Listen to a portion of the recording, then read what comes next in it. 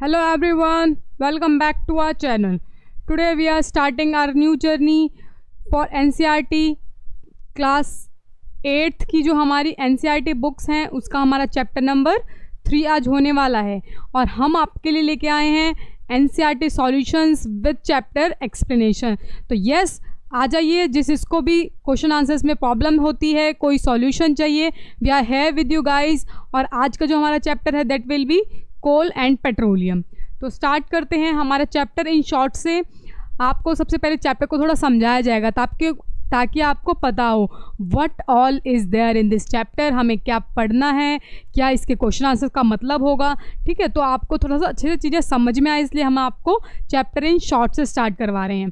तो फर्स्ट देखते हैं air, water, soil, minerals, these are obtained from nature and that is why they are called natural resources। ठीक है, जो भी चीज़ें हमें नेचर से मिलती हैं, तो नेचर से अब जो भी चीज़ हमें मिलेगी उसका नाम नेचर जैसा ही होगा, तो क्या होगा, नेचुरल रिसोर्सेज। ठीक है, अब दो तरह के नेचुरल रिसोर्सेज होते हैं, फर्स्ट इनएग्जॉस्टिबल, सेकंड जो एग्जॉस्ट आते हैं। इनएग्जॉस्टिबल होता है कि जो हमारे रिसोर्सेज हैं they are present in unlimited, कि वो एग्जॉस्ट नहीं होते हैं, ख़त्म नहीं होते हैं एक तरह से। एग्जॉस्ट का मतलब क्या होता है, ख़त्म। ठीक है, और फिर हमारा इनएग्जॉस्ट हो जाएगा मतलब जो ख़त्म नहीं हो रहे हैं। ठीक है, तो जैसे ही इनका एग्जांपल ले लीजिए सनलाइट। अब सनलाइट आप कितने भी यूज़ कर लो, ऐसा थोड़ी है कि आज आप धूप में बैठे हो तो कल नहीं मिल पाएगी। तो डेली जब भी वेदर होगा सन वाला तो डेली आपको सन की लाइट जो है, हीट जो है मिलेगी। ऐसे ही एयर हो गया। ठीक है, अब एग्जॉस्टेबल नेचुरल रिसोर्सेज देखते हैं जो कि ख़त्म हो जाते हैं। The amount of these resources ये लिमिटेड है, इनका जो अमाउंट है। ठीक है, और एक टाइम के बाद ये ह्यूमन एक्टिविटीज़ के बाद ख़त्म हो जाते हैं। एग्जाम्पल ले लीजिए फॉरेस्ट। जब भी तो कहते हैं कि फॉरेस्ट हमें जो पेड़ पौधे हैं उनको बचाना चाहिए, है ना, ज़्यादा काटना नहीं चाहिए। वाइल्ड लाइफ हो गया, मिनरल्स हो गए, कोल, पेट्रोलियम, जो हम आज पढ़ने वाले हैं। चलिए देखते हैं कोल एंड पेट्रोलियम वगैरह जो है ये सब बना कैसे था। Under high pressure and temperature. ठीक है, बहुत ज़्यादा प्रेशर के अंडर और बहुत ज़्यादा टेम्परेचर मतलब बहुत ज़्यादा गर्मी के अंदर डेड प्लांट्स वगैरह जो हैं वो मिट्टी के अंदर दब गए हैं या फिर ओशंस के अंदर दब गए थे। तो उस टाइम पे वो जैसे काफ़ी टाइम तक, मिलियन ऑफ ईयर्स तक दबे रहे, और फिर क्या हुआ, वो स्लोली कन्वर्ट होने लगे किस में, कोल में। और ये जो कोल होता है इसमें ज़्यादातर कार्बन होता है, इसलिए इस प्रोसेस को हम क्या कहते हैं, carbonisation. This is very important, ये एग्जाम्स में पूछा भी जाता है। चलिए नेक्स्ट देखते हैं some exhaustible natural resources like coal हो गया, पेट्रोलियम आपका, natural gas, these are formed by dead remains. अभी हमने पढ़ा कि जो ये होते हैं ना प्लांट्स, डेड एनिमल से बनते हैं हमारे कोल, पेट्रोलियम वगैरह। इसको हम और भी किस नाम से जानते हैं, क्या होता है इनका नाम, फॉसिल फ्यूल्स होता है। ठीक है, तो अब आपको कोई पूछेगा फॉसिल फ्यूल्स क्या होता है, अब आप बता पाओगे अच्छे से। चलिए नेक्स्ट देखते हैं, कोक हो गया हमारा, कोलतार हो गया और कोल गैस हो गई। ये तीन प्रोडक्ट ऐसे हैं जो हमें किससे मिलते हैं, कोल से मिलते हैं। ठीक है, तो आपसे पूछा जाएगा एग्जाम में कि कोल से कौन कौन सा प्रोडक्ट मिलता है, तो आपको क्या कौन कौन से बताने हैं, कोक, कोलतार एंड कोल गैस। अब हम देखते हैं हमारा कोल के बाद पेट्रोलियम। पेट्रोलियम जो है, पेट्रोलियम से क्या क्या मिलता है हमें, पेट्रोल हो गया, डीजल हो गया, these are obtained from natural resources called petroleum. Next देखते हैं रिफाइनिंग पेट्रोलियम। अब जो हमारा पेट्रोल निकल के आता है धरती से, क्या वो यूँ कहीं साफ़ होता है, नो। ठीक है, इसको हमें रिफाइन करना पड़ता है, साफ़ करना पड़ता है। तो petroleum gas, petrol, diesel, kerosene, paraffin, wax, lubricating oil, ये सारी चीज़ें हमें, जब हम ऑयल को रिफ़ाइन करते हैं, पेट्रोलियम को रिफ़ाइन करते हैं, तो हमें ये सारी चीज़ें क्या उसके साथ मिलती हैं। ठीक है, सीएनजी क्या होता है, CNG is also very important. CNG होता है कंप्रेस्ड नेचुरल गैस, कि जब गैस को, नेचुरल गैस को बहुत ज़्यादा दबाया जाए।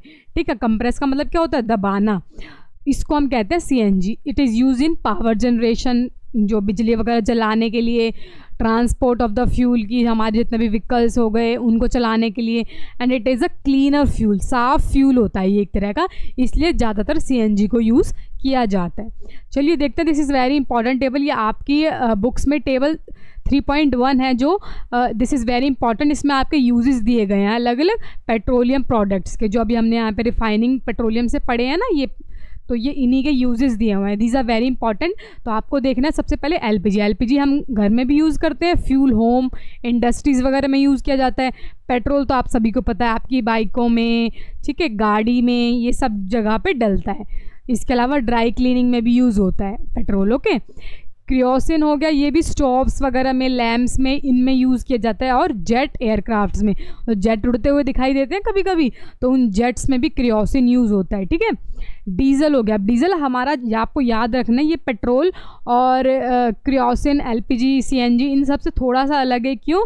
क्योंकि डीजल जो है वो हैवी व्हीकल्स के लिए यूज़ होता है और जनरेटर्स के लिए यूज़ होता है। ठीक है, दिस इज़ इम्पॉर्टेंट, ये आपको ध्यान रखना है। ल्यूब्रिकेटिंग ऑयल आपको पता ही है, ल्यूब्रिकेशन के लिए। वैक्स किस चीज़ के लिए? अब कैंडल वगैरह बन गई, वैसलीन बन गई, ये सब हमारी वैक्स से बनती है। एंड बिट्यूमेन से क्या बनता है? पेंट्स, रोड, जो आपकी रोड की सरफेसिंग होती है वो किससे होती है? बिट्यूमेन से होती है। चलिए नेक्स्ट देखते हैं, हमारा नेक्स्ट कौन सा है? हमारा नेक्स्ट हमारा है एक्सरसाइजेज। जिस चीज़ का आपको वेट था एनसीईआरटी सॉल्यूशंस, हम आ गए हैं अपने एनसीईआरटी सॉल्यूशंस पे। देखते हैं क्वेश्चन नंबर 1। क्वेश्चन नंबर 1 हमारा क्या कर रहा है? What are the advantages of using CNG and LPG. CNG और एलपीजी के मतलब कि बेनिफिट्स क्या हैं एक तरह से यूज़ करने के। तो देखते हैं आंसर। फर्स्ट का आंसर हमारा क्या है? CNG and LPG are clean fuels. ठीक है, ये साफ फ्यूल्स हैं, हमने पढ़ा था इनमें, क्योंकि लेस पॉल्यूशन निकलता है as compare to other fuels, and they are easy to transport. इनको आप इजीली एक जगह से दूसरी जगह क्या कर सकते हो? ले जा सकते हो। और सीएनजी सस्ता भी होता है पेट्रोल और डीजल के कंपैरिजन में। ठीक है, this is the first answer, note down this answer. चलिए नेक्स्ट देखते हैं, हमारा नेक्स्ट है name the petroleum products use for surfacing of the roads. अभी हमने अपना चैप्टर इन शॉर्ट में पढ़ा था। Who will tell me this answer? Yes, जिन्होंने बिट्यूमेन बताया, दिस इज़ वेरी करेक्ट। हमारी जो रोड की सरफेसिंग होती है वो किससे होती है? बिट्यूमेन से होती है। चलिए थर्ड का आंसर देखते हैं। थर्ड क्वेश्चन हमारा क्या कह रहे हैं? Describe how coal is formed from dead vegetation. कि हमारा जो एक तरह से कोल वगैरह होता है वो कैसे बनता है। ठीक है, तो आप इसको देखें, तो इसका हमें प्रोसेस का नाम भी बताना है साथ में। चलिए आंसर देखते हैं। थर्ड का हमारा आंसर क्या है? Millions of years ago dense forest got buried. हमने ये पढ़ा था ना कि मिलियन पहले, कई मिलियंस ऑफ ईयर्स पहले जो धरती के अंदर प्लांट्स वगैरह थे वो दब गए थे, या फिर पानी के अंदर लाइक फ्लड्स वगैरह हो गया। फिर ओवर द टाइम उनके ऊपर प्रेशर, हाई प्रेशर और टेम्परेचर हो गया, जिसकी वजह से वो स्लोली कन्वर्ट हो गए किसमें? कोल के अंदर। और इसी प्रोसेस को हमने क्या कहा था? Carbonisation. This process is called carbonisation. चलिए नेक्स्ट क्वेश्चन देखते हैं। हमारा नेक्स्ट क्वेश्चन है फिलिप्स आपके लिए मैंने यहीं पे फिल कर दिए हैं। फर्स्ट हमारा है फॉसिल फ्यूल्स के आपको नाम बताने हैं। कोल हो गया, पेट्रोलियम हो गया एंड नेचुरल गैस हो गया। These are fossil fuels. ठीक है, तो आपको यही बताना था। सेकंड हमारा हो गया process of separation of different constituent. कि हम जब पेट्रोल को रिफाइन करते हैं, साफ़ करते हैं, तो क्या क्या निकलता है और उस प्रोसेस को क्या बोलते हैं? उस प्रोसेस को बोलते हैं हम रिफाइनिंग। ठीक है, चलिए नेक्स्ट सी वाला पार्ट देखते हैं। लीस्ट पॉल्यूटिंग फ्यूल कौन सा है हमारा? हमने पढ़ा भी था अभी पीछे, सीएनजी, कंप्रेस्ड नेचुरल गैस। चलिए नेक्स्ट क्वेश्चन है आपका fifth. Tick the correct, true और फॉल्स बताना है कौन सा सही है और कौन सा गलत है। पहला हमारा fossil fuels can be made in labs. Labs में बन सकते हैं? नहीं, बिल्कुल नहीं। वो तो हमने देखा अभी कि मिलियंस ऑफ ईयर्स अगो पहले उनको दबाया, वो दब गए फ्लड वगैरह की वजह से, और उससे बनते हैं। ठीक है, तो हमारा फर्स्ट इनकरेक्ट हो गया, फॉल्स। बी हमारा अगेन फॉल्स, क्योंकि सीएनजी तो हमारा क्या है? एक तरह से नॉन पॉल्यूटिंग, इसमें जो कूड़ा कचरा है वो कम होता है। ठीक है, सी देखते हैं। Coke is almost pure form of carbon. Yes, it is true. Okay, D हमारा है coal tar is a mixture of various substances. Yes, it is also true. E हमारा है kerosene is not a fossil fuel. क्या kerosene एक तरह का fossil fuel नहीं है? नहीं भाई, अभी तो हमने पढ़ा इट इज़, तो ये भी एक तरह से फॉल्स हो गया। ठीक है, सिक्स्थ आंसर देखते हैं। Explain why fossil fuels are exhaust. कि जो फॉसिल फ्यूल्स होते हैं वो ख़त्म क्यों हो जाते हैं। चलिए सिक्स्थ का आंसर आपका गिवन है। सिक्स्थ का आंसर क्या है? Fossil fuels are formed from dead organisms. ये हमने देखा। ठीक है, तो ये क्या होता है? लिमिटेड क्वांटिटी में होता है, कि कुछ ही होते हैं। ऐसा नहीं कि आपको जितना मर्जी बना लिया अपनी मर्जी से, ऐसा नहीं है। और ये कुछ टाइम के बाद आप यूज़ करते रहोगे तो ख़त्म भी हो जाएंगे। इसीलिए ये क्या है? एग्जॉस्टेबल हैं, इसीलिए इनको कहा गया है कि ये जो है ख़त्म हो जाते हैं। ठीक है, if you have any doubt regarding any question tell me in the comment session, I am always there to help you with all the answers. चलिए 7th देखते हैं हमारा, describe characteristics and uses of coke. और हमने जो Kock पढ़ा था उसके हम क्या देख रहे हैं, कैरेक्टरिस्टिक्स एंड यूजेस देख रहे हैं। 7th का आंसर आपको यहाँ पर गिवन है। सबसे पहले हमने अपनी कैरेक्टरिस्टिक्स लिखी हैं, ठीक है। Characteristics of cock, cock is tough, ये एक तरह से टफ होता है, पोरस होता है, ब्लैक होता है, ब्लैक सब्सटेंस होता है, काले काले रंग का होता है ना, और ये प्योर फॉर्म ऑफ कार्बन होता है। It Burns without producing smoke, ये धुएं निकले बिना ही क्या करता है, बर्न करता है, जलता है। कुछ तो ऐसे होते हैं ना, इनको जलाते हैं और धुआं निकलने लग जाता है, पर कॉक ऐसा नहीं होता। ठीक है, अब यूजेस देखते हैं, यूजेस ऑफ कॉक। यूजेस क्या है इसके, हम इसको स्टोव और फर्नेसेस में यूज़ करते हैं, मैन्युफैक्चरिंग ऑफ स्टील में, स्टील को बनाने में यूज़ करते हैं, मेटल्स को निकालने में, एक्सट्रैक्ट होता है निकालना, uses in extraction of metal, जैसे आप आयरन निकालना है आपको, ठीक है, तो उसके लिए भी हम कॉक का यूज़ किया जाता है। नेक्स्ट देखते हैं हमारा 8th क्वेश्चन। 8th क्वेश्चन है, explain the process of formation of petroleum, कि हमें बताना है कि जो हमारा पेट्रोल है वो कैसे बनता है। चलिए देखते हैं 8th का आंसर हमारा क्या है। 8th का आंसर है, petroleum was formed from the remains of tiny marine organisation. अब जैसे हमने देखा था, जो हमारे प्लांट्स हो गए, एनिमल्स हो गए, वो क्या थे, सी के अंदर दब गए थे, है ना। पेट्रोलियम ज़्यादातर सी के अंदर से दबे हुए एनिमल्स और प्लांट से मिलता है, ठीक है।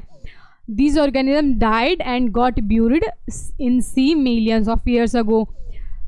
सो उसके बाद क्या हुआ, due to high pressure and temperature, absence of air, इनका क्या हो गया, ट्रांसफॉर्म हो गया पेट्रोलियम प्रोडक्ट्स और नेचुरल गैस के अंदर। ठीक है, तो ये आपका सेम प्रोसेस है, बस कोल में और पेट्रोलियम में थोड़ा ही अंतर है कि उसमें लैंड वगैरह के अंदर से दब के मिलता है और पेट्रोलियम में सी के अंदर से। ठीक है, नेक्स्ट आपका 9th क्वेश्चन है। 9th क्वेश्चन में आपको एक ना ग्राफ पे ये दिखाना है, आप सभी को एक ग्राफ लेना है और उस पर ये जो डाटा गिवन है इसको फॉर्म करना है। तो इसकी मैंने आपको 9th का ये बना के दिया है, this you have to make in your graphs. ठीक है, आपको अपना ग्राफ वाला एक शीट लेना है और उसमें पर्टिकुलरली इसको ऐसे बना देना है। आई होप आपका जो ये सेशन है आपको पसंद आया होगा।